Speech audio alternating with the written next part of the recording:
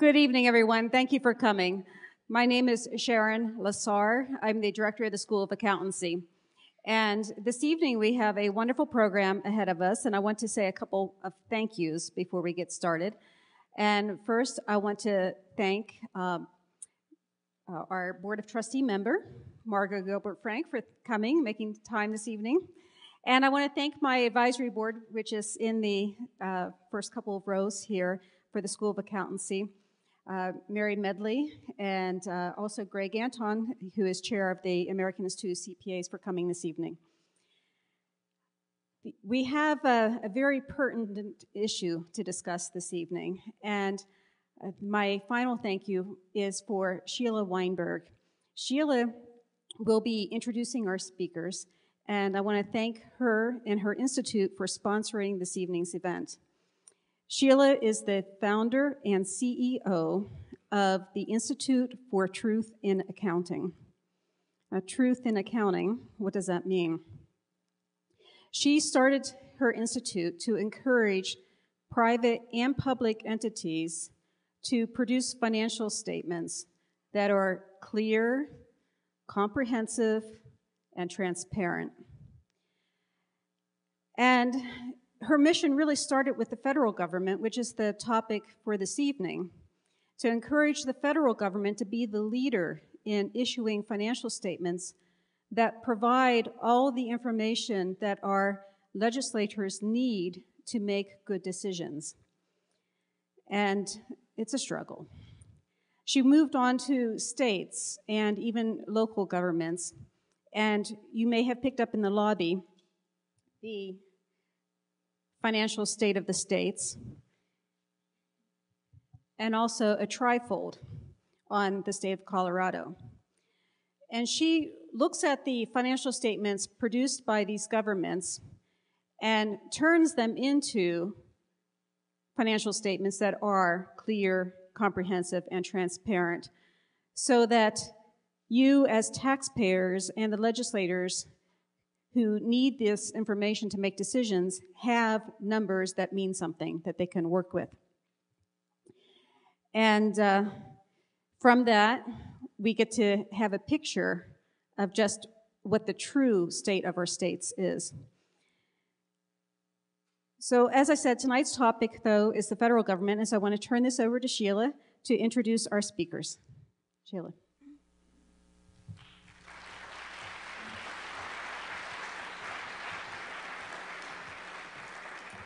I forgot to tell them about the kids. Wave it. Just in case so I don't forget to tell you at the end. These are questionnaire for you to fill out the little cards if you have questions for this for either the comptroller or Dr. Romer at the end of the session. So, and where should they hand those into? Me and you. Okay. So. So you can either start writing them now, or as you think of questions while they're speaking, go ahead and fill those out. Thank you. Thank you, Sharon. The Institute for Truth in Accounting is honored to co-host this event with the DU School of Accountancy. We wanted to co-host the event as a lead-in to the presidential debate because we believe that the fiscal challenges that our country is facing could be the downfall of our great nation. Truth and transparency should be the cornerstone of our governments. Instead, governments have lulled citizens into false senses of security with talks of trust funds and balanced budgets. An informed electorate is the basis of a sound democracy. But you have not been given the information you need to make informed decisions about your governments. As Sharon mentioned, the mission of the Institute for Truth in Accounting is to encourage governments to provide you with the financial information that is reliable, understandable, and correct. The purpose of tonight's event is to provide you this information so you can be active participants in the upcoming presidential debate and the election. I will introduce our speakers tonight in reverse order. In the New York Times, Our second speaker, Dr. Christina Romer, recently wrote, "The United States faces two daunting economic problems: an unsustainable long-term budget deficit and persistent high unemployment. Both demand aggressive action in the form of fiscal policy." She continues by saying, "Over the next 20 to 30 years, rising healthcare costs and retirement of the baby boomers are projected to cause deficits to make the current one look puny.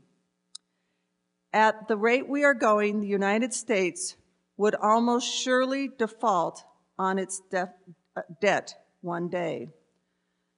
Dr. Romer calls for compassionate deficit reduction, the essence by cutting the deficit in a way that does little harm possible to people, jobs, and economic opportunity. As an expert on the Great Depression, Christina understands how a downturn on the nation's economy can harm people and job prospects. This is one of the reasons President Obama appointed her to the chair of the Council of Economic Advisors. She has been a professor of economics at the University of California, Berkeley since 1997, and she holds her doctorate from the Massachusetts Institute of Technology. Dr. Romer understands that no challenge is greater for America today facing and fixing our fiscal mess. And no one has devoted more time and energy to this issue than our first speaker, David Walker. I don't know, David, I might be ahead of you, I don't know.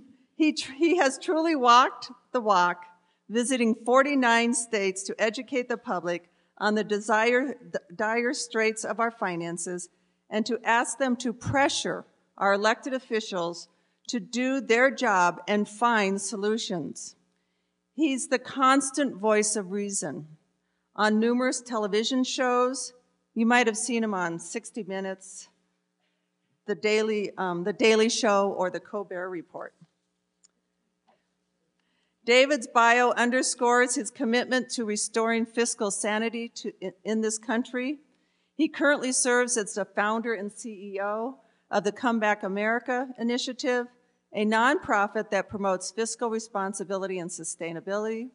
From 1998 to 2008, Dave served as the 7th Comptroller General of the United States and was the head of the United States Government Accountability Office and the de facto Chief Accountability Officer of the United States. The Governmental Accountability Office is a nonprofit agency that oversees and evaluates federal agencies and the users of federal funds. Dave, and his organization, like ours, is politically independent. He received his appointments from Ronald Reagan, George Herbert Walker Bush, and William Jefferson Clinton. He was confirmed unanimously all 3 times by the U.S. Senate. Maybe nobody since then has been. David shows a fearless determination to right our fiscal wrongs when he publicly blew the whistle on federal spending a decade ago. In the years since, he has more than earned his reputation as the nation's fiscal watchdog. Please join me in welcoming David Walker.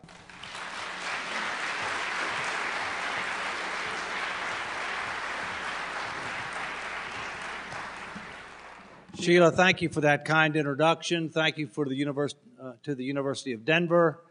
Unfortunately, due to technical problems, you're not going to be able to see one of the best PowerPoint presentations in the history of mankind. However, the good news is you will be able to obtain a copy if you go to keepingamericagreat.org. That's our website, www.keepingamericagreat.org. I appreciate that kind introduction. I've got 2 things in my lapel that are relevant to tonight's talk. The upper topmost item on my lapel is a rosette of the Sons of the American Revolution, of which I'm a member and an officer. My family came to the United States in the 1680s. I have ancestors who fought and died in the American Revolution. The second pen is Certified Public Accountant, of which I'm proud to be a member. And in addition to that, I'm in the Accounting Hall of Fame. I bet you didn't think there was an Accounting Hall of Fame. Most CPAs don't even know there's an Accounting Hall of Fame. The combination of Sons of the American Revolution and being a CPA means I'm a patriot who can add. And we need more of them in Washington, D.C.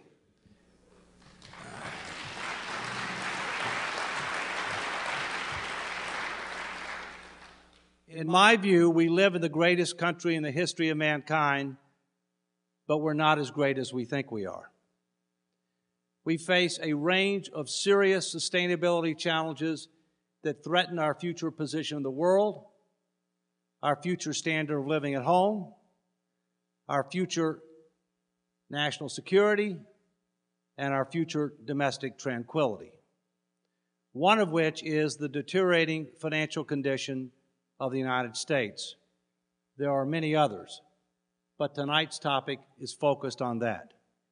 In my view, we have to recognize that we have to focus on how are we going to grow the economy, how are we going to generate more jobs, and how are we going to put our nation's finances in order.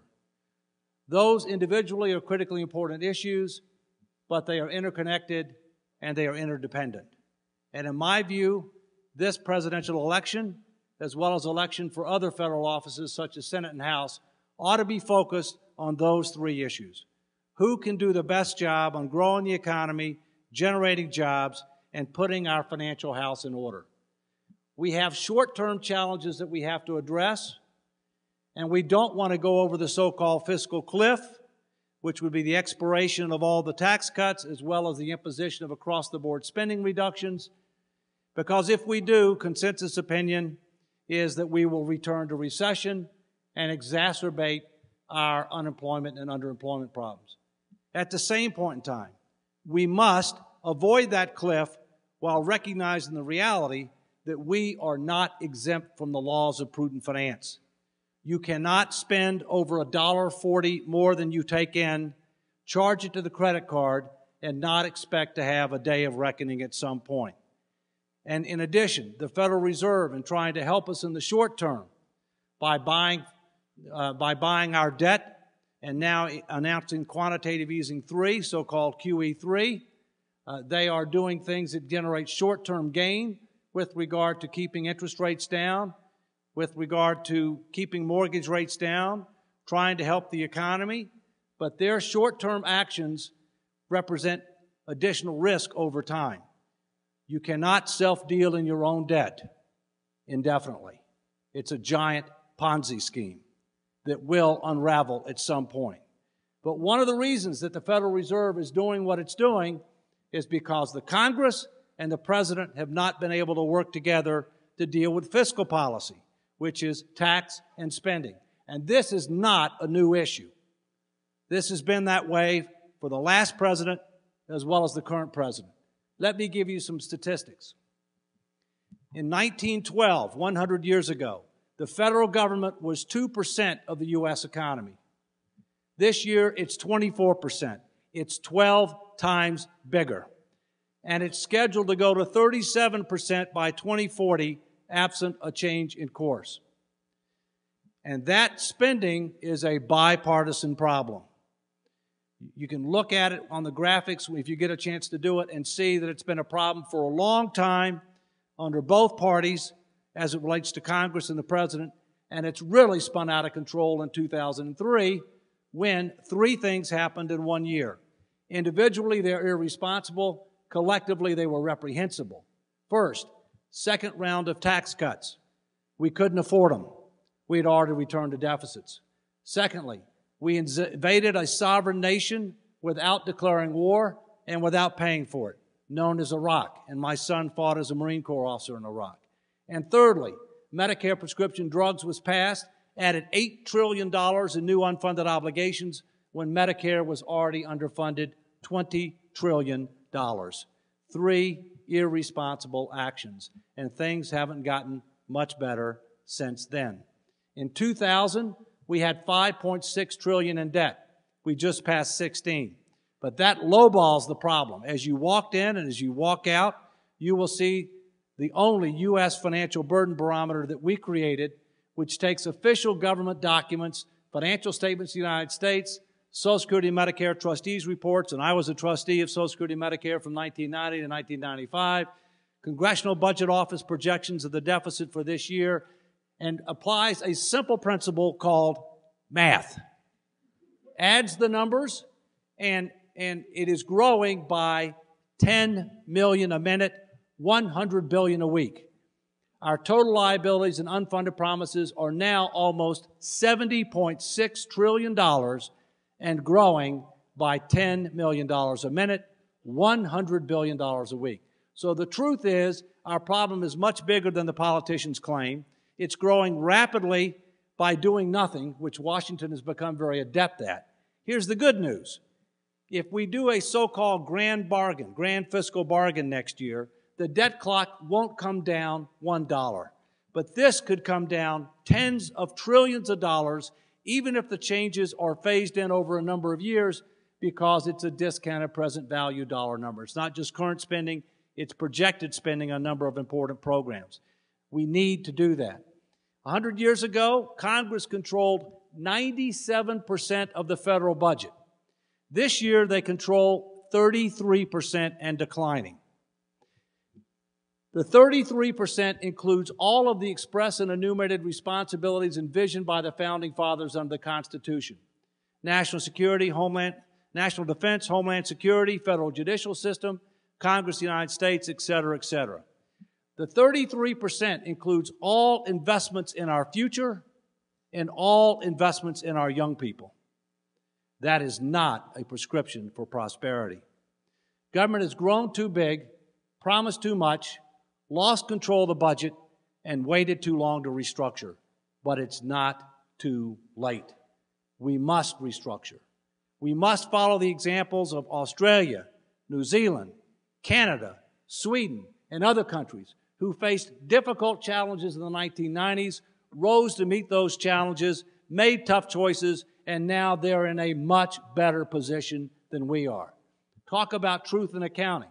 If you want to compare our debt as a percentage of the economy to Europe, the IMF and the World Bank, International Monetary Fund, the World Bank will tell you what I'm going to tell you, that you have to add federal, state, and local public debt as a percentage of the economy. And in addition, in my view, you need to add the debt that we owe to Social Security and Medicare, several trillion dollars, backed by the full faith and credit of the United States government, guaranteed as the principal and interest, and guaranteed by the 14th Amendment of the Constitution of the United States, which only guarantees two things: bondholders of U.S. debt and military pensions. Nothing else is guaranteed. Social Security, Medicare, Medicaid, tax expenditures, agricultural subsidies, nothing else is guaranteed by the Constitution of the United States. If you add those numbers up, there's only one country in Europe that has a worse debt-to-GDP ratio today, and that country's name is Greece.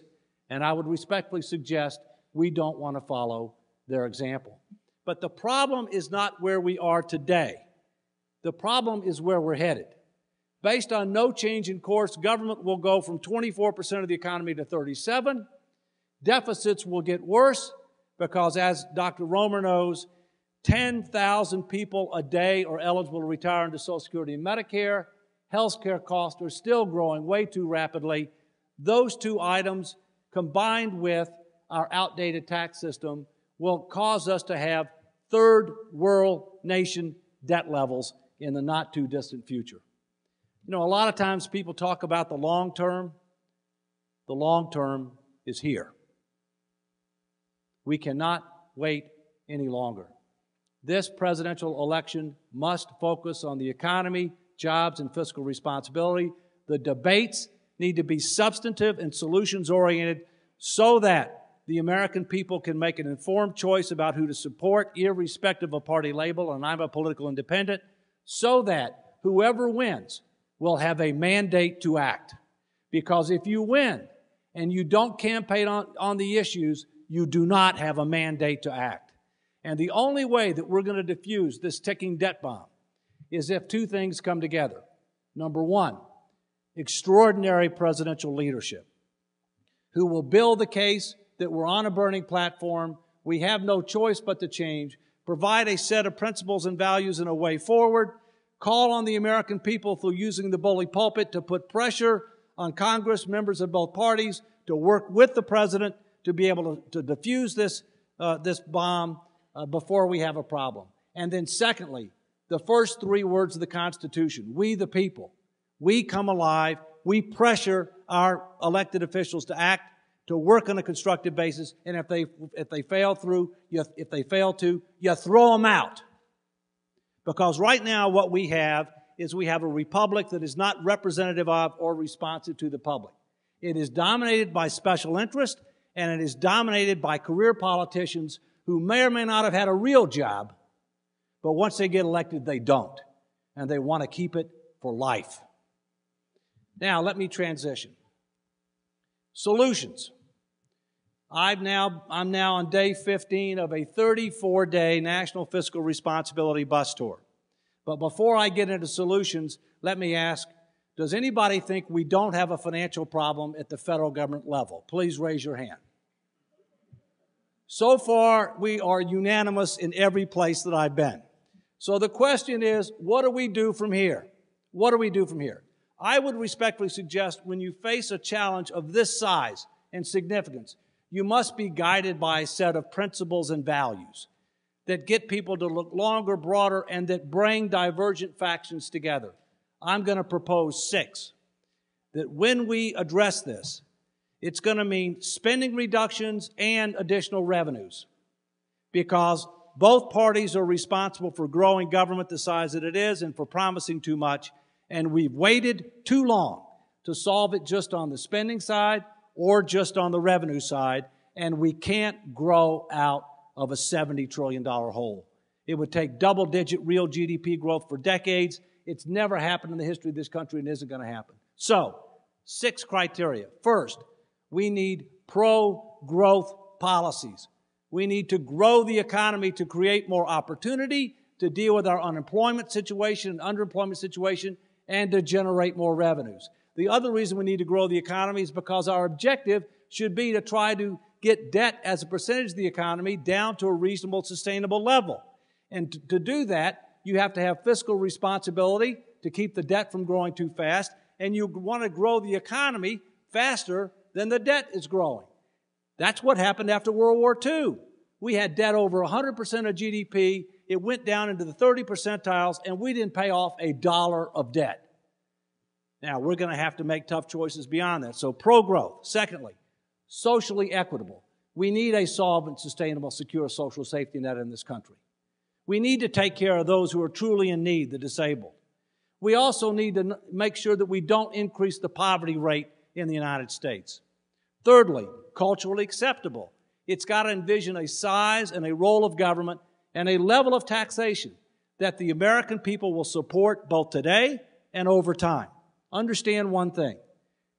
If you're spending at 24% and you're taxing at 16%, that 8% difference represents deferred taxes absent a change in course.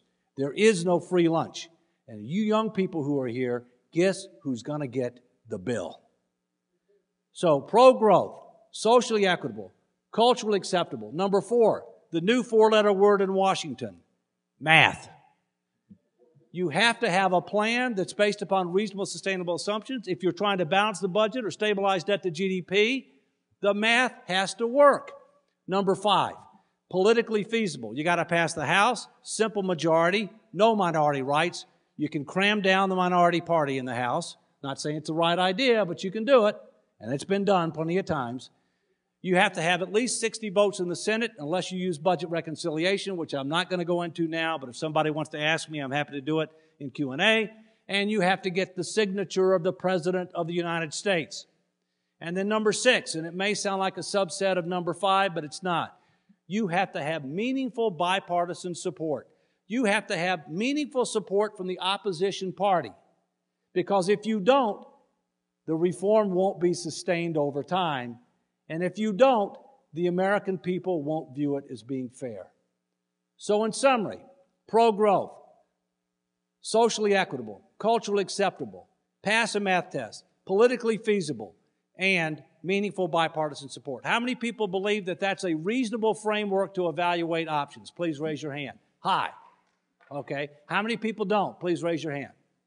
All right. Well, sir, you two sirs, please talk to me afterwards. I'd like to hear about it. No, whoever you raised your hand, there's less than a handful, but whoever did, I'm happy to talk to you about it if you want. Let's move on. I'm going to tee up a few areas, and then I'm going to turn it over to Dr. Romer because I want to hear what she has to say, and I want to be sure that we have time to get your questions. We are engaging the public on 8 areas of reform, and I'll give you a highlight to tease some questions. First, budget controls. We had tough budget controls under Bush 41 and President Clinton. We need to bring them back. But we need to be careful about how we phase them in so we don't undercut the economy and our efforts to deal with unemployment and underemployment. Secondly, Social Security. It does not face an immediate crisis. It is not our biggest problem, but it is our biggest opportunity to actually reform a social insurance program, make it solvent, sustainable, secure, exceed the expectation of every generation of Americans, and be able to gain confidence and credibility to take on tougher issues. And I'm happy to go into how in Q&A if you want. Thirdly, health care. The federal government has way overpromised on health care. There's no way it can deliver on all the promises that it's made. And the Affordable Care Act had a number of positive things in it. However, it expanded coverage and didn't do enough to control cost. You cannot reduce cost by expanding coverage. It's an oxymoron. The chief actuary of Medicare estimates it will cost, I'm glad you're sitting down, $12 trillion more than the politicians claim. And as a certified public accountant, I can tell you that's material. Medicare and Medicaid. We are the only major industrialized nation that writes a blank check for government-provided health care. Nobody else is dumb enough to do that.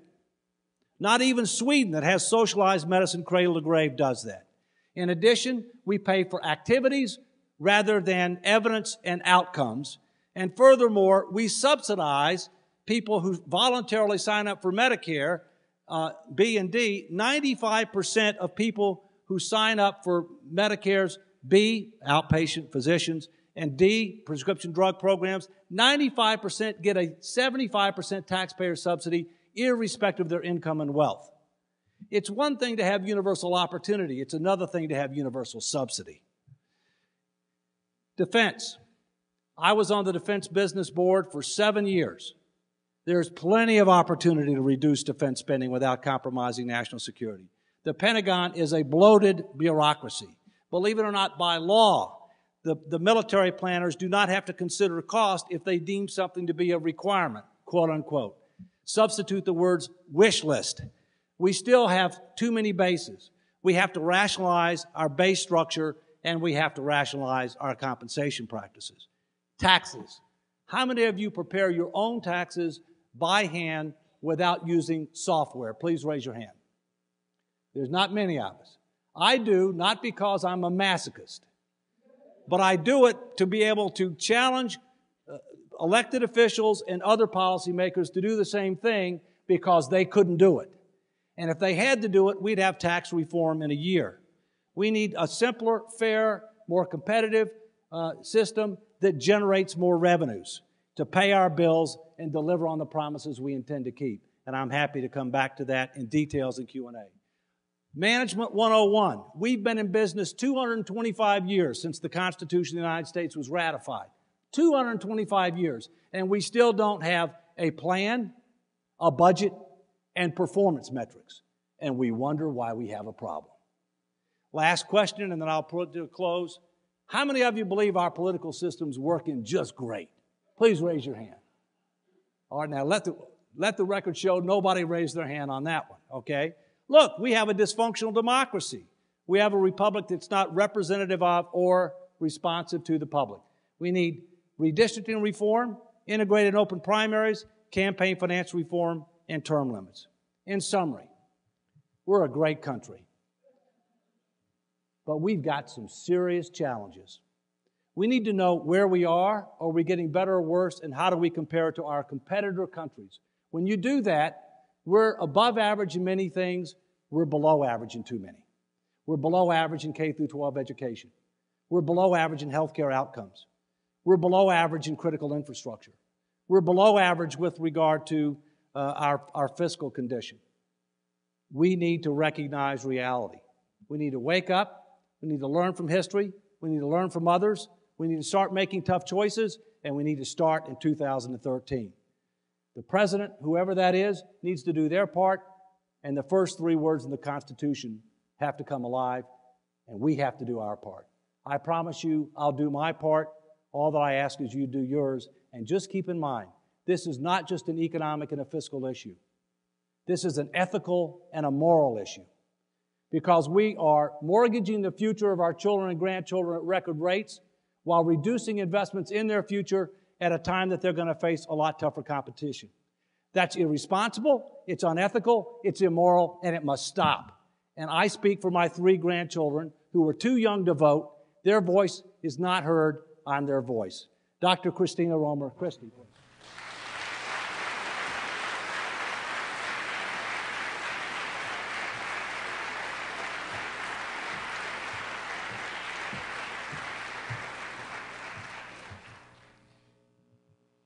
I got to tell you, no one should have to speak after Dave Walker. It's just unfair.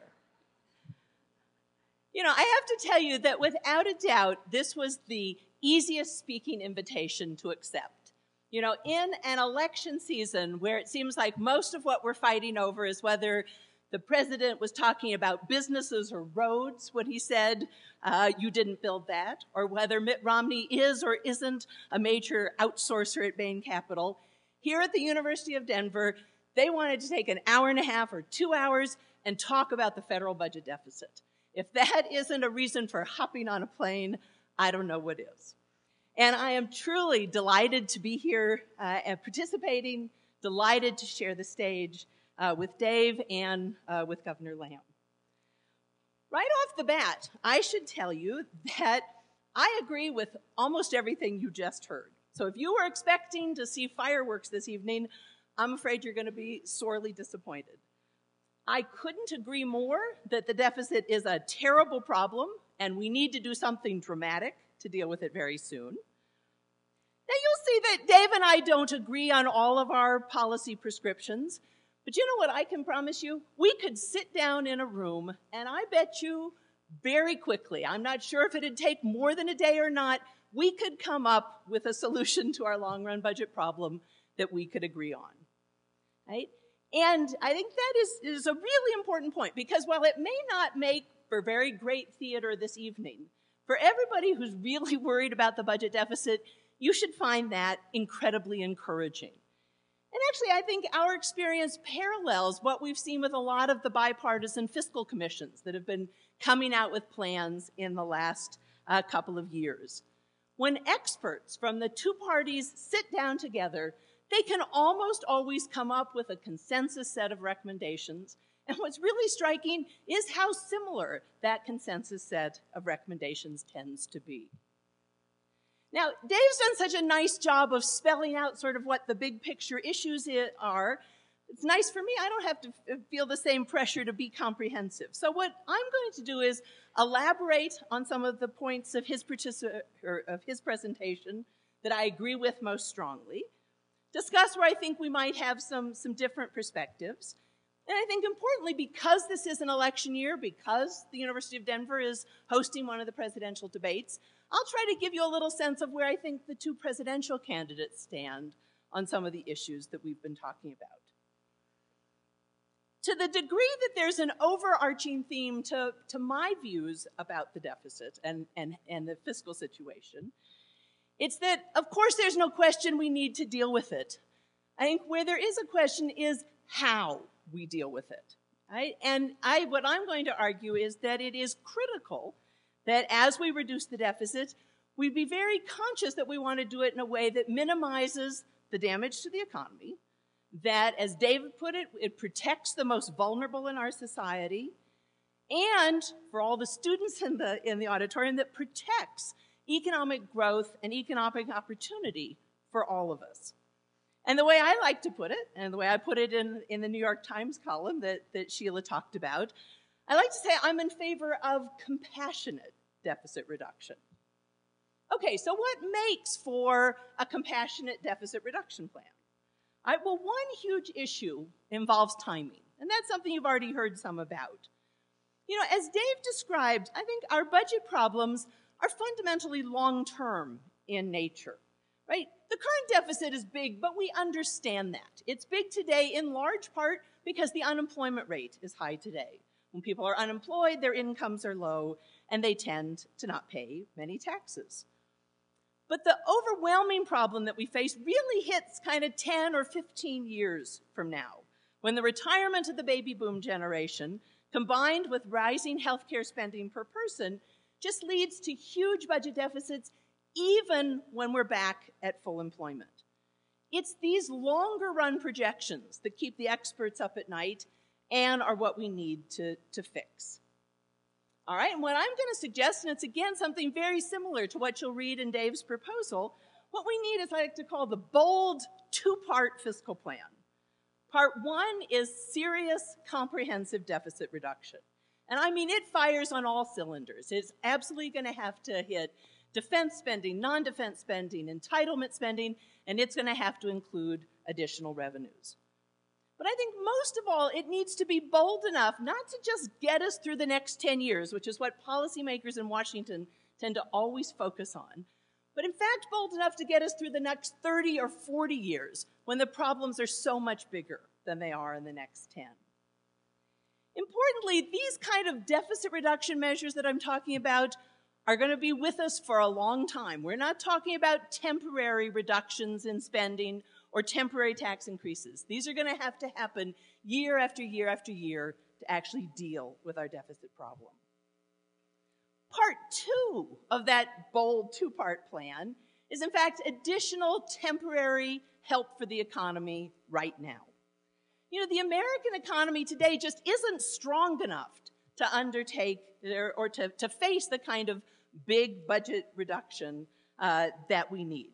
Right? A very careful study, again, by the International Monetary Fund, that looked at 15 countries over 25 years, found that when countries undertake fiscal consolidations, deficit reduction, whatever you want to call it, it hurts. You have the unemployment rate goes up, growth goes down. That's a reality we need to figure into our thinking. Right now, such a rise in unemployment would be devastating to our economy. We're just barely coming out of the last recession, right? So what we're going to need to do is temper a long-run deficit reduction move with some additional moves to get job creation up right away, right? And a spate of recent studies have suggested that additional fiscal stimulus absolutely would be helpful. Dave has a wonderful proposal. Let's do $500 billion of infrastructure spending. That would certainly be great. It would work. You could do something more, a little more mixed than that. You could put in a tax cut for businesses that create jobs. You could put in more help for state and local governments so they don't have to lay off as many teachers.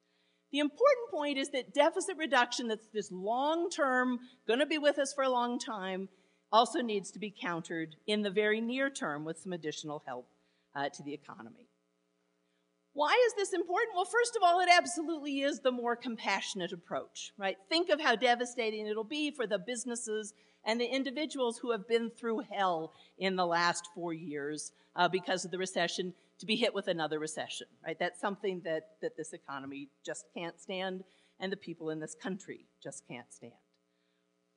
The other point is, I think it's likely to be much more effective for actually dealing with the deficit.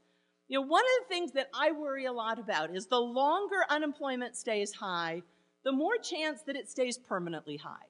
That the longer people are out of work, the more they lose their attachment to the labor force, the more their skills deteriorate, and they may never find another good job match again. That would obviously be devastating for them, but it would also be devastating for the budget. Nothing's going to make it harder for us to ever get that budget under control is if our unemployment rate is normally substantially higher. All right, so where do the two presidential candidates stand on this bold two-part fiscal plan? I think absolutely President Obama supports this approach, right? He has worked very hard for a grand bargain last summer trying to deal with the deficit. He supported a plan that's quite similar to the Bowles-Simpson Commission report in his 2013 budget. So I think he is serious about tackling the long-run deficit.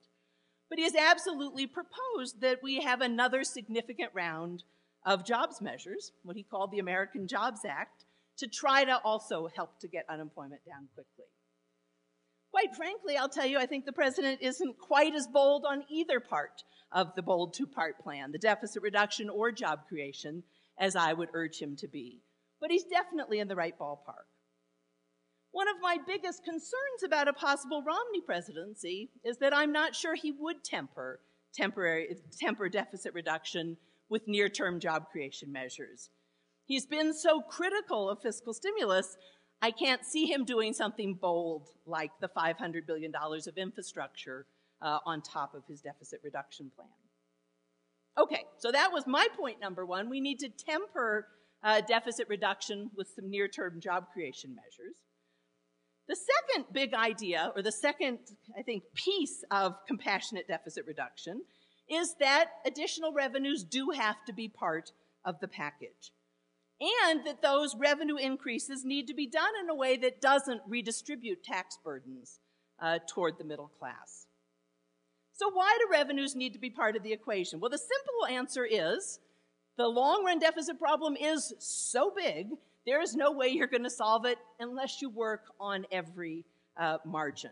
We just simply need to hit this thing with every tool we have, and one of those tools is additional revenue. A related point is that kind of the other way to think about this is if you tried to deal with this problem by only using a few of the tools, only using spending, only using entitlement reform, the kind of changes that you have to make along those margins would be so big that likely they would be very painful and might well fall disproportionately on particular groups. I think that's why virtually every bipartisan group that has done a deficit reduction plan has a significant chunk of additional revenue. All right, and I think this is another place where there's a substantial difference between the two presidential candidates and something that, like Dave, I desperately hope they will talk about in the debate when they're here in Denver. The president has certainly advocated raising additional revenues. He advocated letting the Bush tax cuts for those earning more than $250,000 a year go off as anticipated at the end of this year. He's also urged cutting some deductions and loopholes, again, also for high-income earners.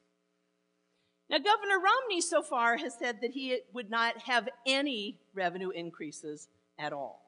Right? And I think that's something that is very important because by that standard, I think his deficit reduction plan fails one of Dave's key tests of seriousness, which is that it doesn't put everything on the table. Now, obviously, it not only matters whether a deficit reduction plan has some additional revenues, but also how it does it. And I think many share Dave's enthusiasm for comprehensive tax reform. I think you'd find almost universal agreement among economists that it would be great to lower marginal tax rates and broaden the base. That is an easy thing to say you were in favor of. But I actually think that we might be overstating things somewhat. You know, the impact of marginal tax rates on long-run growth and productivity is, in fact, I think, not, the evidence is not very strong that that effect is there. The easiest way to see that is today the top marginal tax rate is 35%. Under President Clinton, it was about 40%. Under Dwight Eisenhower, I swear it was 91%, right? That's not to say we should jack up marginal tax rates, but it's a way to say that, in fact, economies can grow. They did very well in the 1990s. It did very well in the 1950s. despite having substantially higher marginal tax rates. It's also something that public finance economists have studied a lot, right? They've looked in detail at sort of what we'd call the supply side effects of changes in tax rates. What that literature tends to find is that the effects are there. They're even for you students in statistics. They're statistically significant, but they're small, right? So by and large, the worrying that much about what marginal tax rates are may not be the most fruitful way to go. Something else that I'd like to say is that I worry much more about the distributional impact of the various tax reform and revenue-raising measures that are out there. Just to tell you, for example, Governor Romney has a plan that's going to cut marginal tax rates by 20% across the board, and then he's going to pay for them by trying to reduce deductions and loopholes. That makes me very nervous, mainly because a study by the Nonpartisan Tax Policy Center shows pretty convincingly that such a plan will almost surely lower tax payments for the wealthy and raise tax payments for the upper middle class. And to me, that just can't make sense in a country where the share of income that's been going to the top 1% of the income distribution has gone up by a factor of 3 since the 1970s. Okay, so far I've talked about the importance of pairing long-run deficit reduction with short-run job creation, and the necessity of adding additional revenues. All right, as Dave has definitely pointed out, we still have the 2,000-pound gorilla to deal with, and that is government health care spending.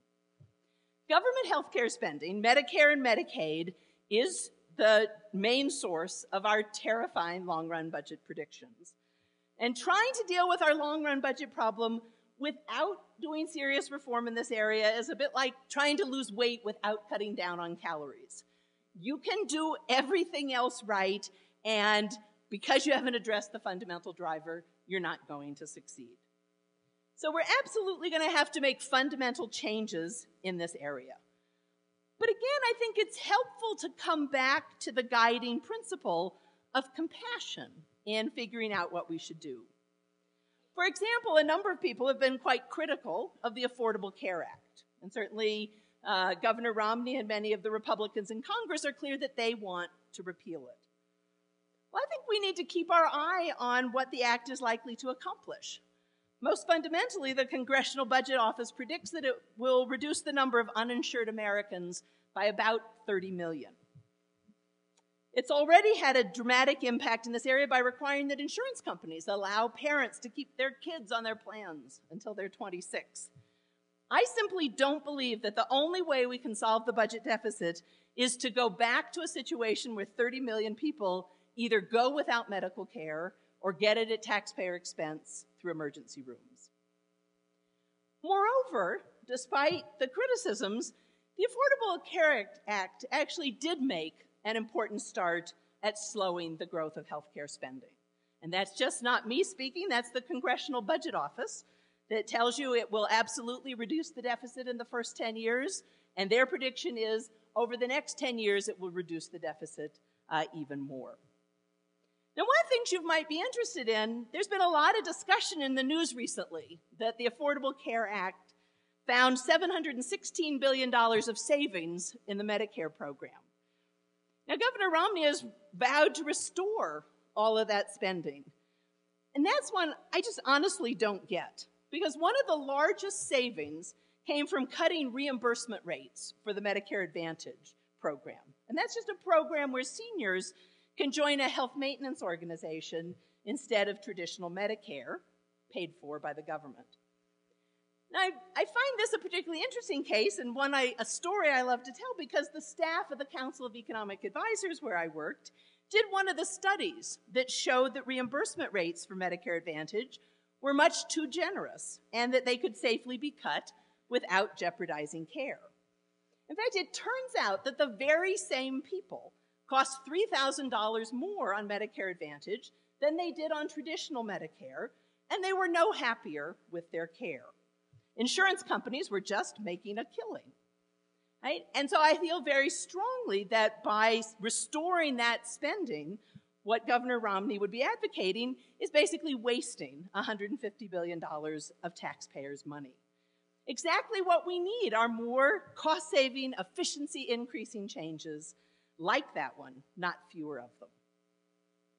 Something else that I'm very nervous about and that you probably hear a lot about and that I hope will come up at the presidential debate are proposals to turn Medicare and Medicaid into a block grant program and Medicare into a premium support or a voucher program. Both of these possible moves have the feature that they limit the amount that the federal government spends, but they put the risk of rising health care costs on people. It's easiest to see with the Medicaid idea. Currently, as you probably know, Medicaid is an entitlement program. That just means that we've promised beneficiaries, the poor, the disabled, seniors in nursing homes, that the government will pay for their health care. And Medicaid is a joint federal-state program, and the federal government, as Dave described, is on the hook for some fraction of whatever the states spend. Now, turning it into a block grant program, as many urge, means that the federal government would just give the states a check. And importantly, the size of those checks would grow much more slowly than federal Medicaid spending is currently projected to grow. So you can see how this would help to solve those terrible projected federal deficits. We would just cut Medicaid spending by decree. Now, the idea is that that will force states to innovate, right? Faced with less federal money, they'll come up with cheaper ways to provide care. But what if it doesn't work? What if states, which already have pretty strong incentives to contain costs, after all, they're paying a big chunk of the bill, what if they don't find the magic bullet? Then we're in the situation where either states will have to pay more or they'll have to throw some current recipients off the rolls. So a move to block grants could absolutely help the budget, but it's very likely to hurt people. All right, so what's a more compassionate alternative? Well, what I believe very much on healthcare is that we ought to keep Medicare and Medicaid as entitlements, but work incredibly hard to control spending. The programs are undoubtedly going to have to change, but we can still keep our promises to seniors, the poor, and the disabled. And I think that's fundamentally what President Obama and Congress started trying to do with the health reform legislation. You know, the Affordable Care Act set up lots of pilot programs to see if different ways of organizing doctors or paying hospitals could lead to the same or better outcomes at a lower price. And it created a research network to try to gather information on the comparative effectiveness of different treatments. The hope is that some of these programs and the additional information will lead to substantial savings and important reforms that can be incorporated throughout the system. There's also an enforcement mechanism to keep the government's feet to the fire. A board was created whose job it is to keep suggesting ways to restrain spending growth. And President Obama has urged strengthening the board's mandate so that it has a better chance of succeeding. Now, is this approach going to work? I honestly don't know. What we do know is that there is lots of inefficiency in the current system. Studies will show you that we spend vastly different on Medicare in different parts of the country with no corresponding differences in outcomes. In fact, often the lower spending areas have better outcomes. So there ought to be a way to figure out what works in the low spending areas and take it nationwide. But it will take lots of bold experimentation and a willingness to stand up to interest groups to make cost containment a reality. Now, if this approach doesn't work, we'll need to consider even more painful measures to control government healthcare spending. And there are lots of things that we could discuss in the Q&A. The bottom line is that slowing government healthcare spending is incredibly hard. But I think that doesn't mean we just pass the buck or we stop trying to provide care to vulnerable people. It just means we need to try harder to find measures that work to control costs. All right, well, so far I've talked about two components of any serious deficit reduction plan: additional revenues and healthcare spending reform. There's obviously a last one, and that is cutbacks in all the other kinds of federal spending. And to solve our deficit problem, we are absolutely going to need to work on that margin as well. But we need to be smart and compassionate in the way that we do it. Now, defense is the piece of other spending that I have the most trouble figuring out. I don't know what the right amount is to spend on defense. Governor Romney has declared that core defense spending should be 4% of GDP. I have to tell you, I'd be pretty surprised if the right answer actually takes the form of a percent of GDP. Rather, as with most things, what we should spend surely depends on costs and benefits. Do the benefits of spending more on security outweigh the costs in terms of additional taxes that have to be raised or other spending that has to be cut? Governor Romney's proposal, actually by some estimates, involves spending about $2 trillion more over the next 10 years on defense. Right? So an obvious question to ask is, what's the strategic plan or the statement of purpose that tells us that additional defense spending is important? All right, well, the decisions that we make on defense spending matter tremendously for the rest of non-health spending. If you want to increase defense spending and not increase tax revenues, as Governor Romney does, you almost by definition have to cut other types of spending radically. As many people have said tonight, as Bill Clinton said at the Democratic Convention, it's arithmetic. Right? And that's certainly what you see from Governor Romney's website, right? That they say on day one they would cut non-security discretionary spending across the board by 5%. On day two, they would start working to pass the Ryan budget plan. Well, the Ryan budget plan cuts spending outside of health and Social Security so much over the next few decades that even the studiously non-judgmental Congressional Budget Office felt compelled to point out that this plan was going to reduce spending to levels we hadn't seen since the 1920s. I think cutting other spending so radically is not a sensible or compassionate approach. This category of other spending includes key government spending that contributes to economic growth and opportunity, basic funding for scientific research, education funding, including Pell Grants and student loans to allow children from poor families to go to college, infrastructure spending. Cutting these types of spending condemns us to slower growth and rising income inequality. This area also includes the spending that holds body and soul together for families in trouble, unemployment insurance, rehabilitation and training programs for veterans, food stamps and free school lunches for children. In my view, cutting the social safety net dramatically goes beyond a lack of compassion to downright cruelty. So a better approach, I think, is nuanced. Even in tough budget times, good spending that makes us more productive, makes us happier, makes us a society with more equal economic opportunity, that should be maintained or even increased. And that's something certainly that President Obama has endorsed strongly. Less useful spending, however, absolutely should be cut to the bone. Now, I have my favorite candidates. I'm sure Dave has his. Agricultural subsidies to big commercial farmers are high on my list. Job training programs that make for-profit schools rich but leave unemployed workers still unemployed, also high on my list. And perhaps even the high-speed rail line in California that runs from Chico to Bakersfield. If you haven't heard of either of those cities, you get my point. Importantly, President Obama has been willing to cut wasteful spending. Very tough discretionary spending caps were agreed to by both Congress and the President in the Budget Control Act last summer. We'll surely need to do more in this area, but it's one place where we are making progress.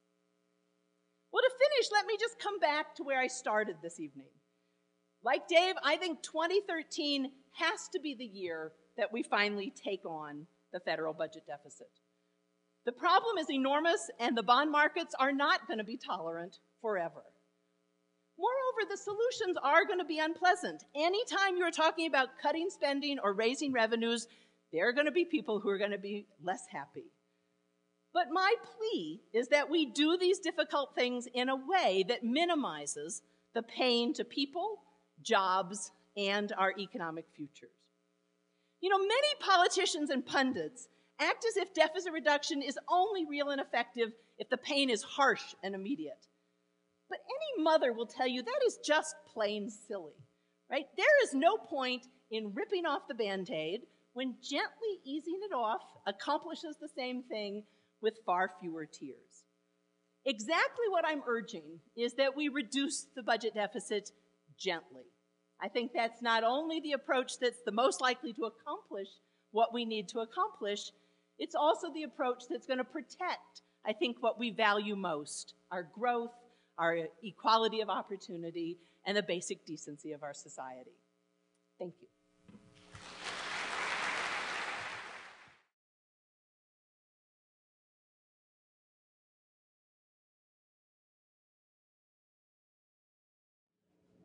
The moderator of our Q&A tonight is former Governor Richard Lamb.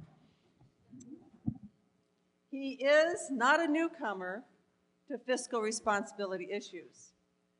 I remember him being a champion of this cause since the 1990s when he and I were involved in the Concord Coalition. In 2006, he moderated one of David Walker's Fiscal Wake-Up Tour events here in Denver. Governor Lamb calls the current financial situation, quote, the crime of the century. He points out that his generation has devised a number of systems that have allowed them to charge their retirement to the younger members of our audience, who will eventually wake up to find themselves on the losing side of a Ponzi scheme. When they do wake up to the magnitude of this fraud, these students and their fellow members of their generation will recognize that they are working long hours, maybe 2 jobs, and making less. That they're making less than what he is making in retirement. When the next generation starts to sound the whistle, like some have now, he will say with shock and horror, "You can't start an intergenerational war." He will tell them how hard his generation fought for this country. Then he will shame them by accusing them of breaking the generational compact, neatly covering the fact that it was really his generation who broke the compact by leaving the next generation, the students here and their fellow citizens, an unsustainable and insolvent system. I ask you, Governor, do you feel guilty?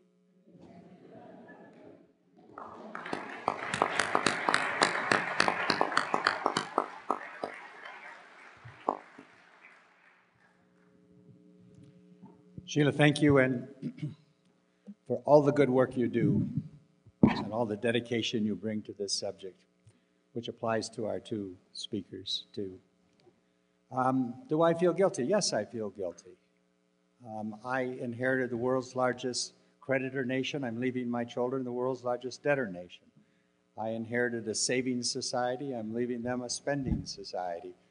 My mother and father fought a war and a depression and left me with a small federal debt, and I'm leaving my children and grandchildren with a gargantuan federal debt. But let me start the questioning on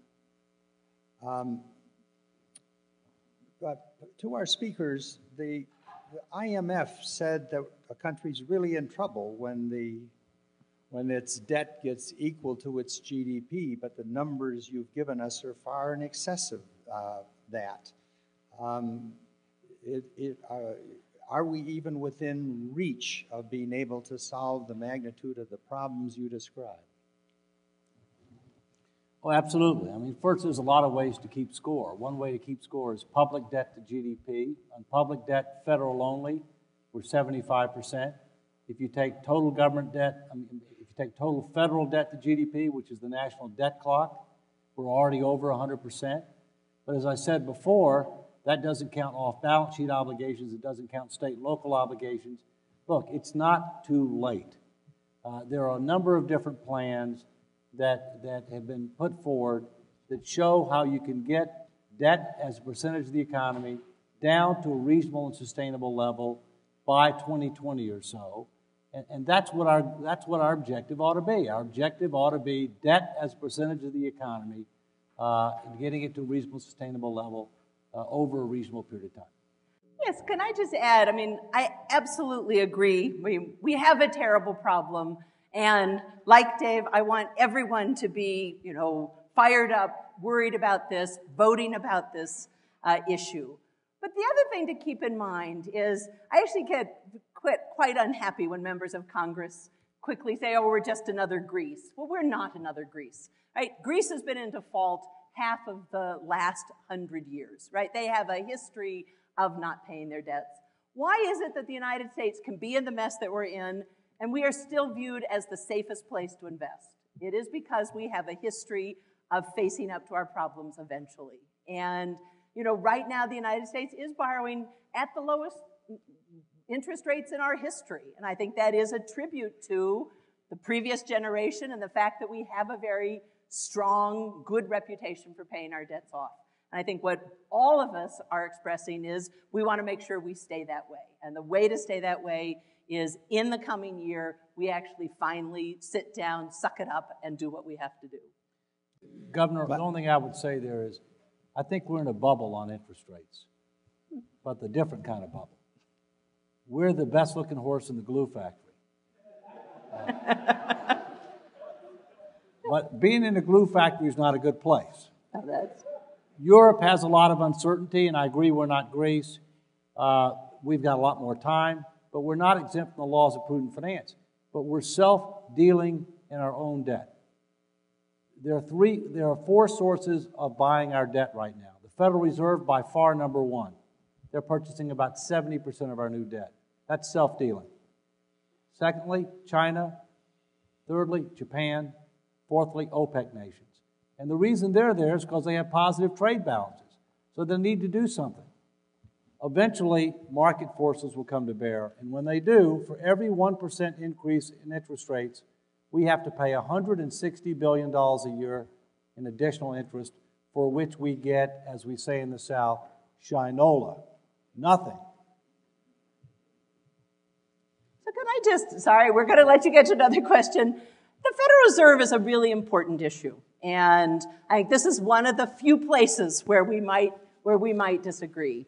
I am cheering for joy that the Federal Reserve is doing what they're doing and embarking on a third round of quantitative easing. And you know why? It's not because of any of their financing our debt, anything like that. They are trying to be another force getting job creation up. And everything they do is something that we don't have to do by infrastructure spending or a tax cut or some kind of fiscal stimulus. And so if you're worried about the deficit and want to get jobs up, if the Federal Reserve is taking responsible actions, and I firmly believe they're doing what they think is right for the economy now, and they will dial it back when it starts to be a problem, I have complete confidence that they care tremendously about price stability, that I actually think this is a great thing that they are stepping up and taking additional action, because we desperately need jobs, we desperately need growth for people and for the budget deficit. David Walker, one question here is, does your $70.6 trillion figure include state and local debt? No, it does not. And in fact, you have to keep in mind that state and local governments have problems too. They face three common challenges with the federal government: underfunded pensions, unfunded retiree health care, and outdated tax systems. And when the federal government puts its finances together, it's going to spend less than projected and tax more than historically it's taxed. And bad news flows downhill. And states already have significant liabilities and unfunded promises per taxpayer that vary by state. Actually, Colorado is one of the 20 best in that regard. I live in Connecticut, which is the worst, 50 out of 50. And when bad news flows downhill, that means the states are going to have to feel the effects of that. And most states rely upon the federal government for about 40% of their revenues. And so states need to start putting their finances in order, because ultimately the day of reckoning will come. Dr. Romer, does the Simpson-Bowles plan meet your test of a compassionate deficit reduction? It is by and large a good plan, and it is not my ideal plan, but I think it is something certainly that I could support. So I think, it does try very hard to protect the most vulnerable. So it does have, as we've discussed a lot, making sure that we protect, that we don't redistribute income towards the wealthy, that we don't increase poverty. So I think it does meet that criteria. It's not perfect, but boy, if we could get it through, it would be a happy day. To both of you, can either of you give us examples of where those other countries that you mentioned, Canada, some of the European countries that have come to grips with their debt and deficit? Can you give us examples of how they did it? Well, first, the countries that have done it have primarily been parliamentary systems. And under parliamentary systems, there's no difference between who controls the parliament and who controls the government. And therefore, there are fewer checks and balances. On the other hand, there's more of an ability to come together to face a crisis when you have a crisis. But basically what they did is they re-looked at what government was doing, how it was doing it. They reduced spending. They increased revenues. Several of the countries also did more long-range planning, started focusing more on outcomes. They required to look at the long-range fiscal outlook of the country for at least 40 years, every 5 years, because as Christy has mentioned earlier, our government tends to look at 10 years. The flat earth theory, and Columbus proved a long time ago that the earth is round, and you need to look beyond that horizon, if you will, and so many of those countries are looking beyond the horizon, not just to deal with the short-term challenge, but the structural challenge in a way that's sustainable over time. I think there's also a good, we have had examples in this country where we have dealt with problems. So, for example, at various points in our history, we have had terrible problems with Social Security. And we actually solved that problem by the two parties getting together, hashing something out. The other thing I think is so interesting about the agreement that we made on Social Security in the 1980s, people will often say, both Dave and I have talked, you might want to phase these things in. We're talking about a big change. We're talking about a lot of spending cuts, additional revenues. That's a shock to the economy. And so exactly in tough times, putting that in gradually or tempering it with a near-term job creation is an important thing to do. And if you go to a meeting at the IMF or something, people will say, you're out of your mind. No one will believe you. If you try to say, we're going to phase it in gradually, that's not true. You got to do it today. You got to be really, really tough. And the truth is, on Social Security, what we did is we put in place a plan that phased in over 20 years. Every one of those tax increases has gone in as scheduled. The retirement age is going up a tiny bit every single year. And I think that can be a model for how you can do this in a way that is both cognizant of the fact that the country is still in a tough place and yet do what you need to do. The other thing, coming back to what other countries have done, one of the things, we are in a uniquely hard time because the whole world, or a lot of the world, still has big budget deficits and is not growing very fast. Often a country that gets out of a fiscal mess, it's a lot easier if everybody around you is growing strongly and can be buying your exports at a time when you have to be cutting back, the rest of the world's booming. That's part of the problem we face now is so many countries in Greece are having a fiscal consolidation. We're going to need to do that. China's slowing down. All of that makes it much more painful. The questioner here is almost 80 years old, is paid into Social Security and Medicare all his life. Isn't he only getting his own money back? No, the data that I've seen is that for Social Security, for a person who of average income who retires this year, will get back about 8.3% more than they paid in over their lifespan. The real deal is Medicare. When you count what you pay in payroll taxes, and when you count what you pay in premiums, and you consider all three programs, a typical person will get back 3 times what they paid in. 3 times what they paid in the value of health care. Christina, how does the level of student debt and loans play into the current fiscal situation? What do you foresee the level of student debts having on the success of the graduate students in their future? That's a really important question. I think, you know, the number one thing when we talk about, right, this economy, right, we have a jobs problem, we have a deficit problem, we also have a long-run growth problem, right? That in terms of our standards of living, they were going up much faster in, say, the first 25 years after World War II than they have in the last 20 or 30 years. And the answer to how do you get growth faster, one of the key things is more education. A more trained labor force is good for people, but it's good for the overall economy. And so that is incredibly important. And, right, so student debt, on the one hand, it's a blessing we have it because it means that people that don't have the necessary money up front can still go to college, still get the college education, and that's incredibly valuable. But it is also, I see too many students come out with just these incredible burdens hanging over them. You know, President Obama, I thought one of the things that he's talked about that I'm wildly enthusiastic about is tying what you repay to your earnings so that you're not forced to take the corporate law job rather than the public interest offender just because you have student loans. But I also think it comes back to this, you know, so from your individual side, you know, coming out without this huge burden, I think is important. But from the government side, exactly part of the reason why you want to fire on all cylinders and you want to make sure we really do reform healthcare and you really do need to increase taxes on somebody and you really do want to cut any spending that's wasteful is precisely so you have money to spend on things that are good. And I think student loans, Pell Grants, anything that helps us become a more educated economy, and it's good for individuals, but it's good for all of us because we'll grow faster. David Walker, just simply on the math of the problem, the arithmetic, as you say, doesn't the Ryan plan come closer to bringing fiscal sanity to America than Obama's plan?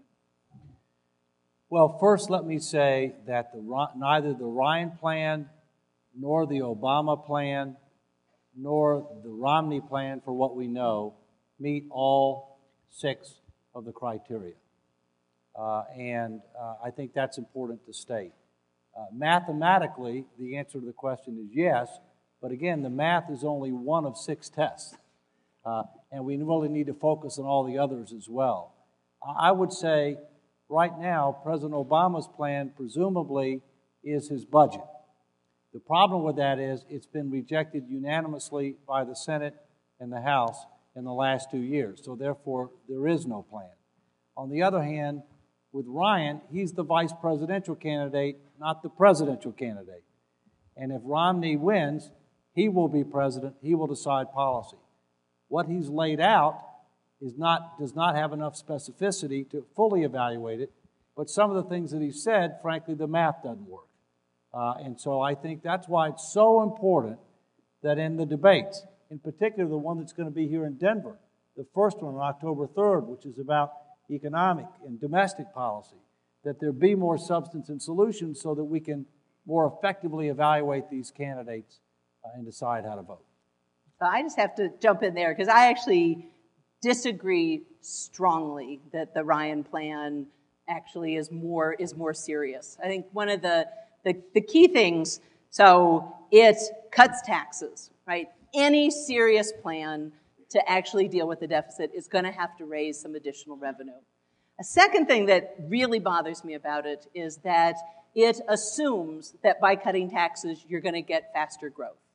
And what I tried to say in my remarks is that's a great theory. It has been run on by everyone from Calvin Coolidge to Ronald Reagan to George W. Bush. The trouble is there just is not much evidence to back it up. And so it is not a plan for getting the deficit down, it is a hope.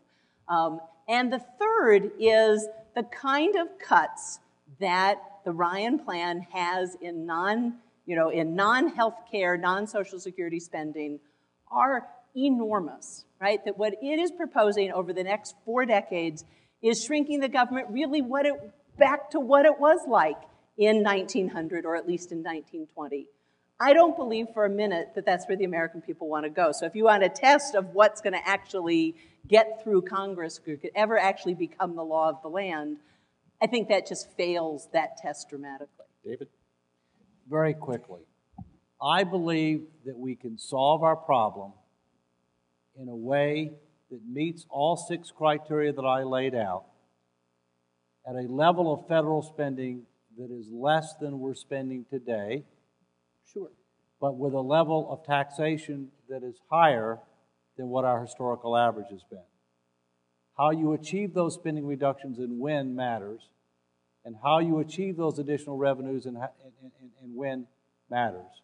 So we can have smaller government as it relates to spending as a percentage of GDP, but it's going to take somewhat higher revenues than the historical average, but very importantly, less than where we're headed absent a change in law. Dr. Romer, 3 or 4 of these things are saying that your presentation was much more partisan than they were expecting. Here's one. Here, one.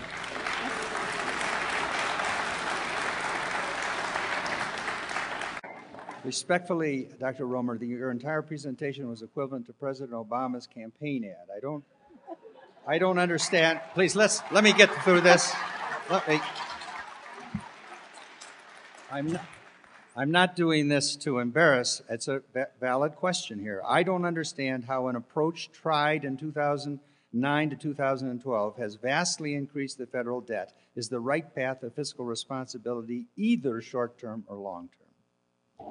So let's see, a few things. I will apologize. I actually thought it was more, I think I had a misinterpretation of where we were going. I did try to honestly tell you what I think is right and where I think the different presidential candidates stand. And I actually think if we did a going through Dave's lists of what needs to be done, I actually was going through and trying to tell you what I think they do stand and what I think is, what I think the problems with the two are. I also tried to be honest. There are places where I do not think President Obama has gone far enough on deficit reduction, and where I don't think he's gone far enough on trying to get job creation back up. What I do believe is that it is much closer to a serious, workable plan than I'm currently seeing from Governor Romney. That's a great topic for the presidential debates and for the discussion, and I absolutely think it's an important thing to talk about. The other thing I think to say is that we are, this is an issue, this is a hard issue, and a really important fact is that there is a tremendous amount of bipartisan agreement. So we mentioned the Bowles-Simpson plan. One of the things, I was on a panel with Greg Mankiw, who's now Governor Romney's one of his chief economic advisors. And we were both saying nice things about the Bowles-Simpson plan. And one of the things I did afterwards is I called Greg and I said, we've both been chairs of the Council of Economic Advisors. Let's do a joint program. Let's call every previous chair we can find and ask them if they'd join us in a letter supporting Bowles-Simpson. And one of the things that really struck me was that we got 11 former CEA chairs, 6 Republicans and 5 Democrats, to sign that letter and say it's an incredibly important topic, and this is a good start. None of us agree with everything in Bowles-Simpson, but it's an important way to perhaps move forward. So I think that is a sign that there is, in fact, a lot of room for bipartisan agreement. And I think it's important that we figure out where that space is. David, I'm going to expand a little bit on a question here, but it's you say one is culturally acceptable. And the questioner refers back to the Contract on America, where you had a number of congressmen elected, a determination led by Speaker Gingrich, and we're going to abolish 1,000 programs, and they abolished 0. Is it culturally acceptable to the American public either to raise taxes or cut spending? Well, my experience in going to 49 states, once you've built the burning platform case, once people understand that the future of this country and the future of our families is at risk if we don't make tough choices here, and that we're living on borrowed time, that they are willing to accept tough choices as long as it's part of a comprehensive plan that they deem to be fair. And I started this latest effort on September 7th in New Hampshire. It's going to go to October 10th. We've received a minimum of 76% support for the type of reforms by area that I talked about, and in some cases 100%. And as I said before, I believe, they can handle the truth, they're starved for leadership, they want solutions. Yeah.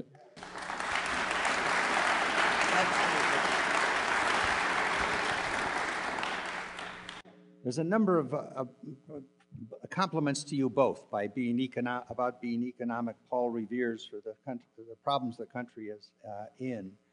One here that, however, just hits me. In your opinion, what is the best way to create jobs?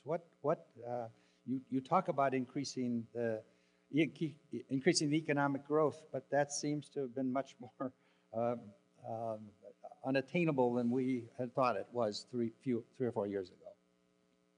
Well, I'll start with an answer, which is I think to figure out what you need to do, you have to say what the problem is. And I certainly feel very strongly that the problem we're still facing is inadequate demand, that this is not a structural problem. We're not condemned to 8% unemployment forever, that the basic problem we have is consumers aren't spending very much, firms aren't investing as much as we need them to, we're not exporting as much as we need to be, and we're not building many houses because we had a big housing boom, right? And once you realize that we're not spending all that much, the basic fact about the economy is that firms tend to produce and hire to meet demand. So if demand is not coming back strongly, production and employment is not coming back strongly. So that leads you to say, how do you get demand up? And I think there are a range of things, right? So we need things that improve confidence. I mean, absolutely one of the things that is holding us back, I think, is tremendous fear in Europe about when are we going to hit a meltdown. I think we absolutely need a better housing program. I think one of the things that's making consumers hesitant to spend is 11 million of them are underwater on their mortgages. And a program that does something to get principal reduction, I think, is very important. I think you are going to need to use government policy. I think when the private sector demand is not there, you can't just wish it higher. You can try to take measures that will improve confidence and whatever. But when the private sector isn't there, you try to help them by Federal Reserve policy or by an infrastructure policy or something that gets the demand up so that we start producing and you get this virtuous circle, if you want, of people have incomes, they start buying things, it starts taking off. It's hard. That's why we're still struggling to come out of this. But I think there are policies that would help. I think we live in a very different world than at the end of World War II, and that we have much more than a demand problem.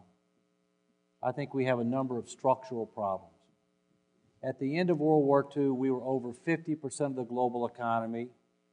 There were 16 people working for every person drawing Social Security, and the dollar was as good as gold. Today, we're about 25% of the global economy and losing market share. There are 3 people working for every person retired, and it's going down to 2 to 1. And let's just say the dollar is not as good as gold.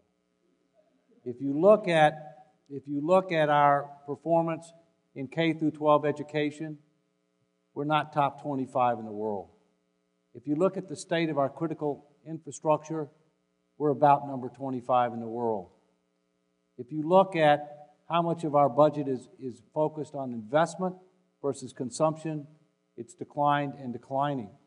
If you look at our immigration policy, it's based upon a world that existed over 100 years ago. We are not living, we're not living in the current, and we're not planning for the future. And so I think we're actually going to need transformational reforms in a number of areas to better position us for the future. I agree we need some stimulus in the short term, but I think the greatest stimulus that we need is not the government stimulus. We need to have clear, more competitive tax laws. We need to have more reasonable and enforced regulatory policies. We need to free up the $16 trillion in private capital and pension funds that can be used through public-private partnerships. We need to be doing things like that, and we're not. To both of you, in QE3 now, what is not the end result of this inevitably inflation?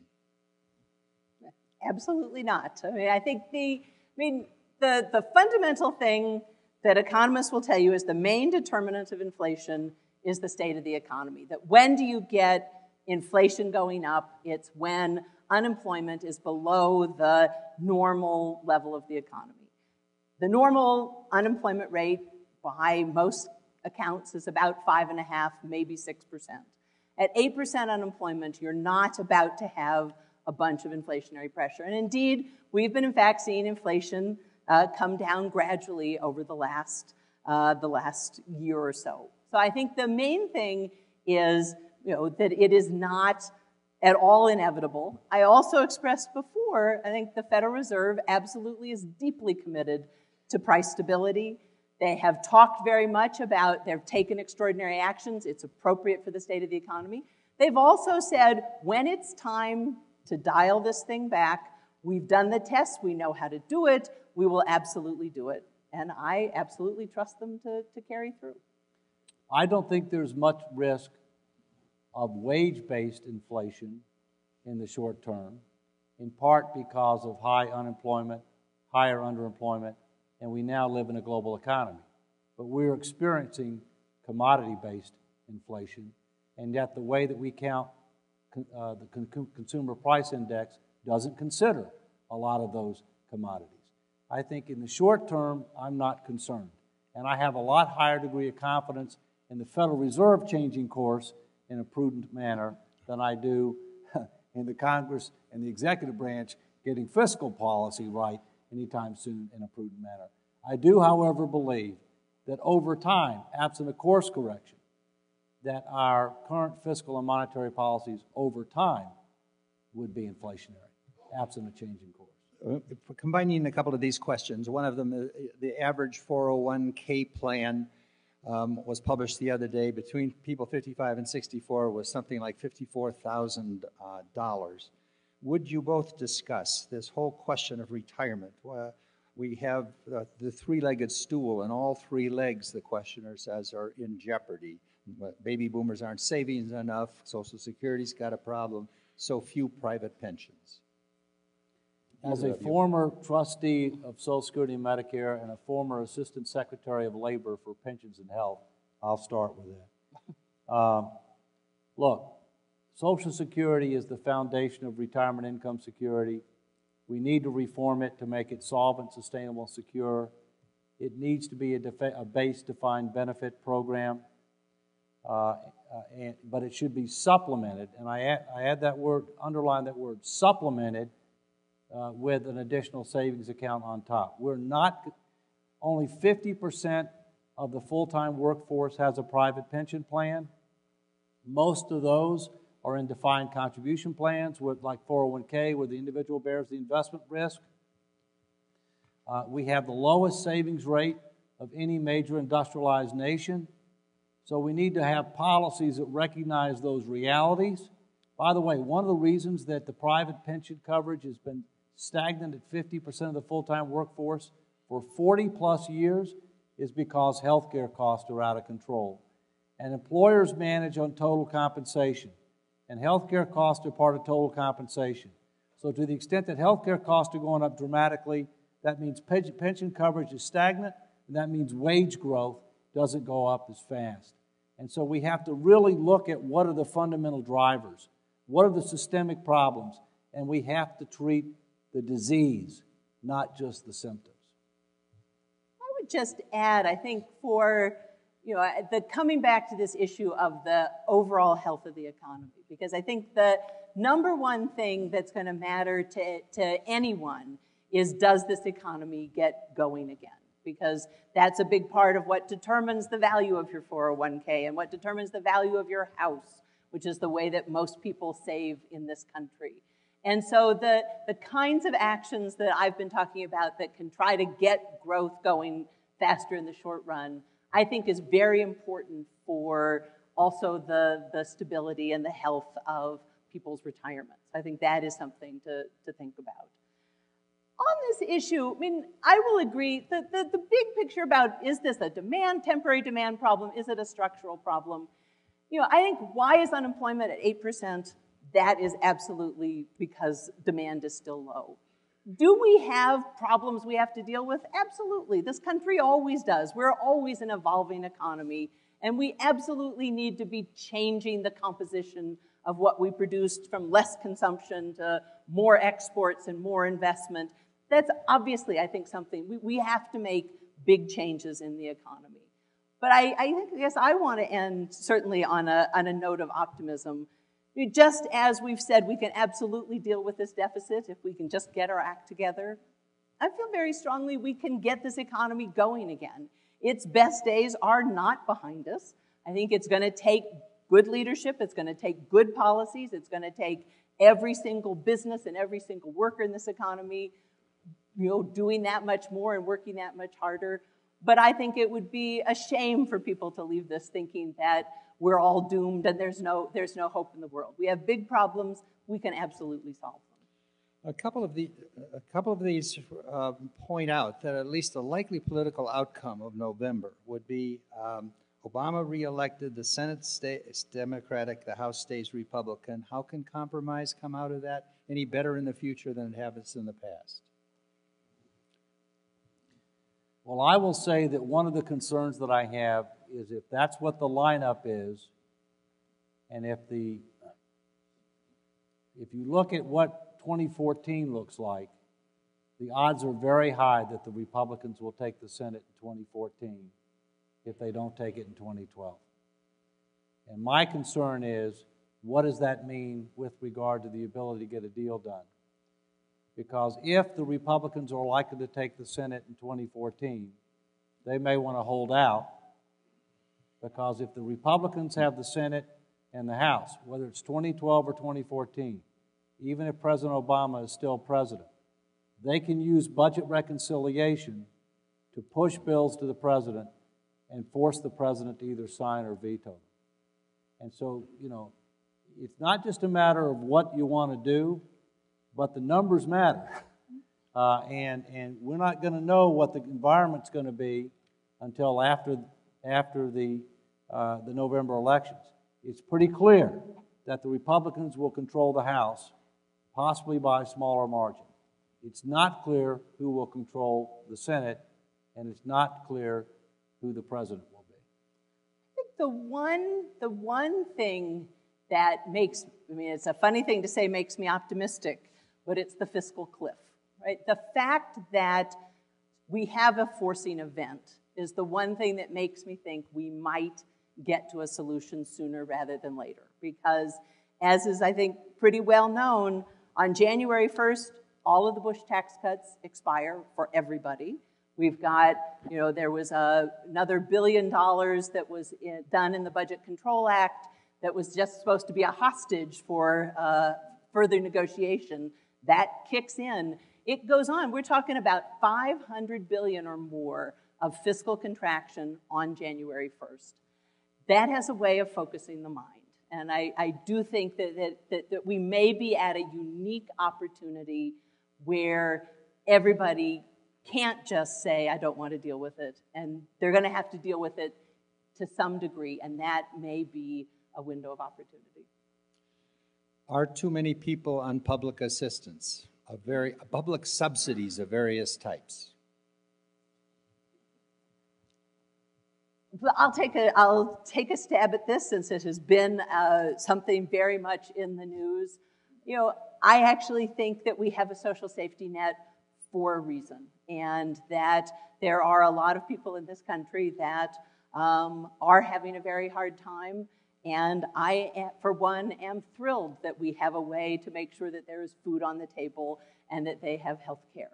And I also, you know, the number we hear a lot about, that a large fraction of people don't pay income tax. I think that is another example of You know, that you ought to look at the people who aren't paying income tax, because they are not deadbeats, they are not moochers, they are our home health care aides and our preschool teachers who earn such low wages that in our tax system, when you do the deductions and the exemptions for children and things like that, they don't owe any taxes. They pay Social Security, they pay sales taxes, but I don't think that when you go through most of those numbers, you would say that those are people that are somehow not doing their fair share in our society.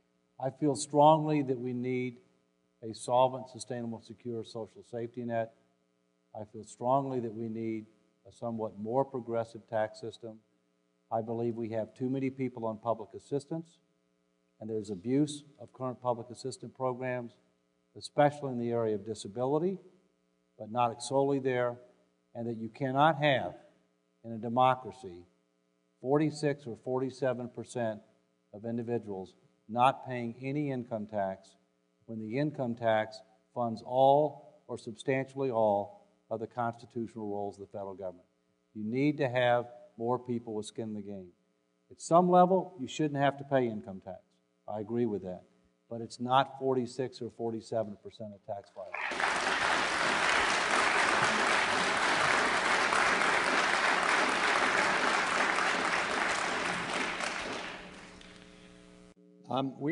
I'm going to ask each of you for a 2-minute sort of summary. It seems to me appropriate not to just end sudden death with a question, but I would like to. One common theme here is that people would like to do something. What, if you are an average citizen, give us guidance on what we can do. Number one, vote. I think that is, I couldn't agree more with the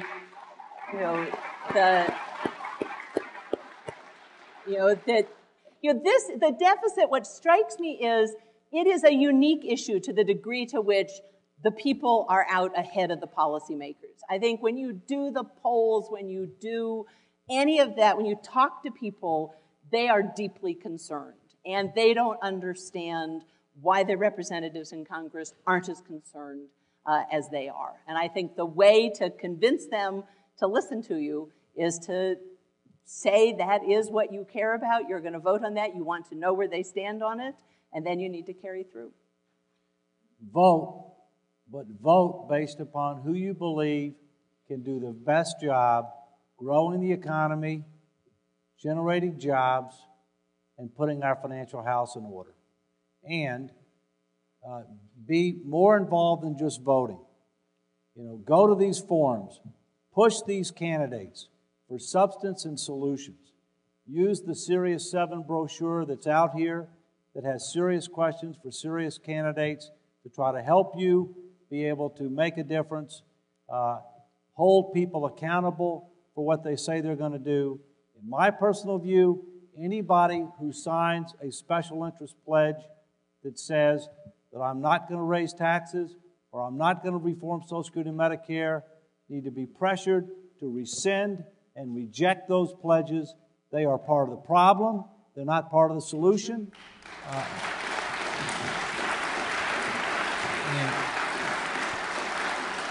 And I agree with Christy that America has always risen to face the challenge, that our best years can be ahead of us, but we also have a tendency not to do things until a crisis is at the doorstep.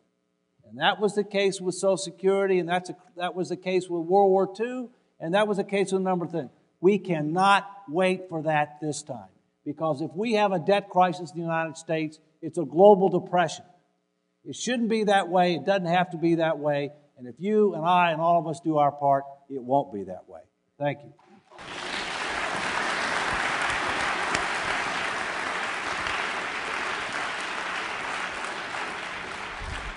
Those were almost 2-minute summaries. Is it going to be redundant? I'd like to give you each a couple minutes to some. Okay, you're okay. Well, then, my thanks to the two speakers and the audience. You are a terrific audience. Please listen to Sharon for a few final words. Thank you so much.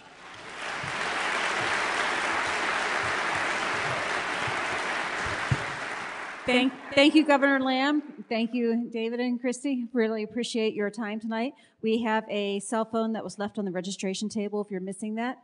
And we have a reception outside, so we want to invite you to stay and mingle with us for a while. Thank you very much.